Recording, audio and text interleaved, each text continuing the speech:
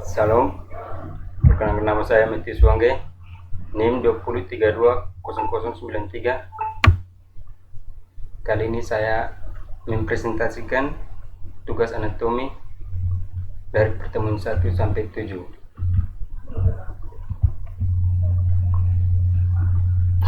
Pengantar anatomi adalah cabang dari biologi yang mempelajari struktur dan organisasi dari bagian-bagian tubuh makhluk hidup yang saling berhubungan atau satu sama lain. Kedudukan anatomi dalam olahraga sebagai fondasi awal seseorang berolahraga adalah niat untuk menghentakkan badan dan memberikan tubuh manfaat dan maksimal agar dapat melakukan aktivitas sehari-hari dengan baik. Mengetahui bagaimana tubuh akibat bekerja dan bagian tubuh mana yang salah yang terlibat dapat membantu kita mencegah terjadi cedera pada saat bergerak.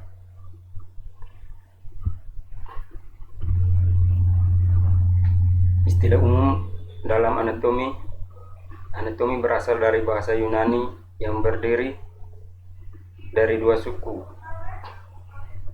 Kata yaitu ana dan tomi atau tomos. Ana berarti menuntut dan tomos artinya habis atau ke arah atas.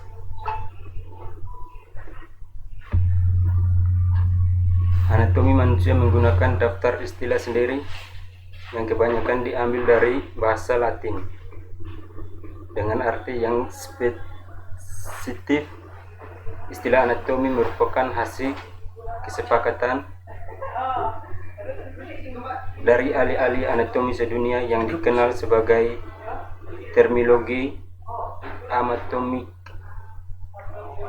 Semua istilah anatomi dalam dunia medis harus mengacu pada hasil kecepatan tersebut, tidak boleh sembarangan.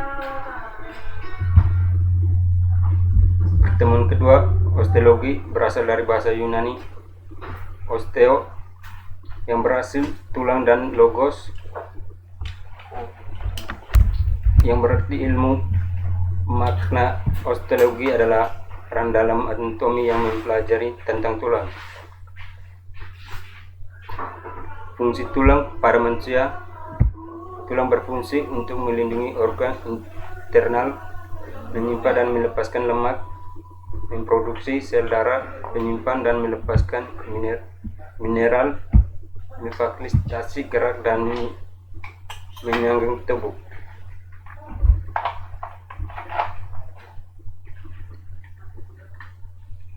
Peristeum tulang kompak, tulang spot, endosteum dan sumsum tulang sebagai penyusun rangka tulang memiliki beberapa lapisan dari arah luar ke dalam berturut-turut, yaitu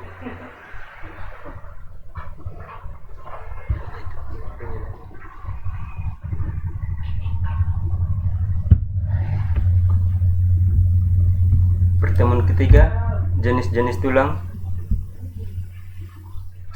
Tulang pipa berisi sumsum merah dan kuning adalah membentuk sel darah merah. Yang termaksud tulang pipa adalah tulang pahat, tulang lengan atas, tulang kering, tulang betis, ruas-ruas jari tangan, ruas-ruas jari kaki, tulang hasta, dan tulang mengumpil. Tulang pipi berisi sumsum merah dan berfungsi untuk melindungi bagian tubuh di bawahnya. Tulang yang termaksud jenis tulang pipi adalah tulang kepala atau tengkorak, tulang rusuk, tulang dada, dan tulang belikat. Tulang pendek juga memiliki bentuk yang bulat dan pendek. Fungsi tulang pendek adalah membentukkan sel darah merah dan sel darah putih. Tulang tak beratur memiliki bentuk yang kompleks. Tulang yang termaksud tulang tak beratur ada tulang rahang, tulang kepala, dan ruas-ruas tulang belakang. Struktur tulang ekstremitas atas dan bawah, tulang pelvis, femur, tibia, fibula, dorsal, metatarsal, dan tulang-tulang plages. Atas memiliki anatomi yang spesifik, yakni klavikula, tulang lengan atas, dua tulang lengan bawah, radius, dan ulna, 8 tulang pergelangan, 5 ruas jari-jari, dan 4 ruas jari-jari yang merupakan anggota tubuh yang sering digunakan.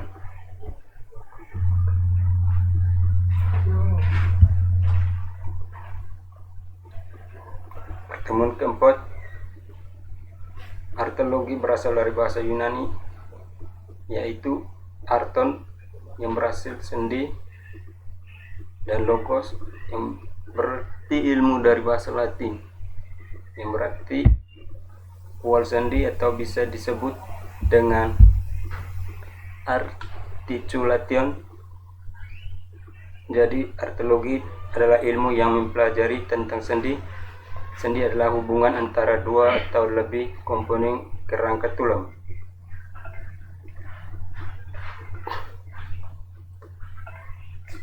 Atau sendi mati adalah sambungan antar dua tulang atau lebih yang enggak dapat digerakkan.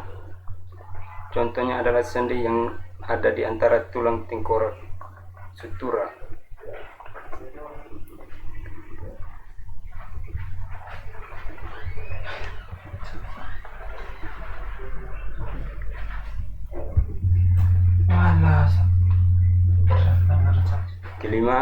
Pertemuan kelima, sendi dianterosis atau sendi gerak adalah sendi yang menghubungkan antara tulang dan kemungkinan terjadi gerak, baik gerak satu arah, dua arah, maupun segala arah.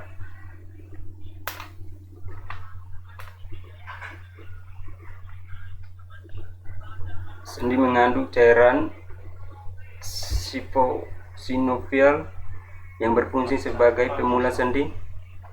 Contoh sendi diartoris adalah sendi yang terdapat pada pergelangan tangan, siku, lengan, lutut, dan kaki.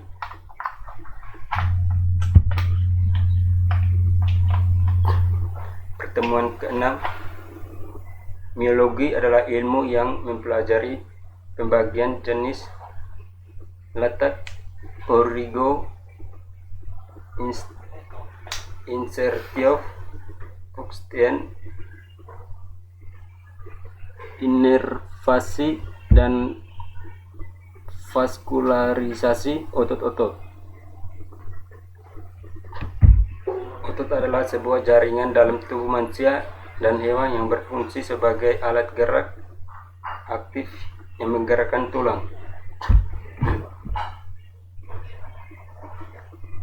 Otot, menurut kerja, otot dapat menggerakkan kerangka manusia sebagai alat gerak pasif dengan adanya kontraksi dan relaksi otot. Namun otot juga dapat menggerakkan bagian tubuh lainnya seperti jantung, saluran pencernaan, saluran pernapasan, sistem sirkulasi, dan sistem reproduksi. Sifat otot.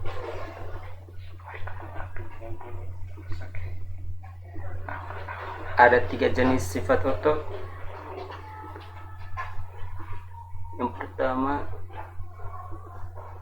kontraktilitas. Otot bisa memendek ketika kontraksi. Ekstensibilitas. Otot bisa memanjang ketika retraksi. Yang 3, elastisitas otot bisa kembali ukuran semula. Pertemuan ketujuh, kontraksi eksentrik, yaitu gerakan otot yang memanjang atau menggerakkan. Mekanisme gerak otot pada saat kontraksi ini terjadi adalah serabut otot akan menggerakkan akibat kekuatan dari luar. Otot yang lebih besar dari yang dapat dihasilkan oleh otot sendiri.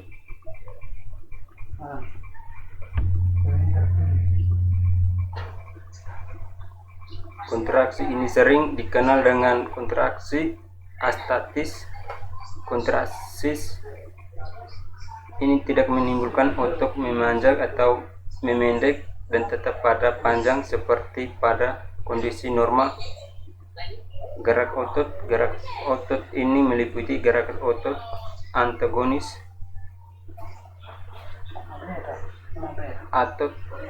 dan otot sinergis. Gerak otot juga diperan penting dalam melakukan sebagai gerakan tubuh seperti fleksi, menembus siku atau lutut, atau ekstensi, meluruskan tangan atau kaki. Sistem otot dalam tubuh dapat menghasilkan gerak melalui kontraksi otot. Sekian dan terima kasih.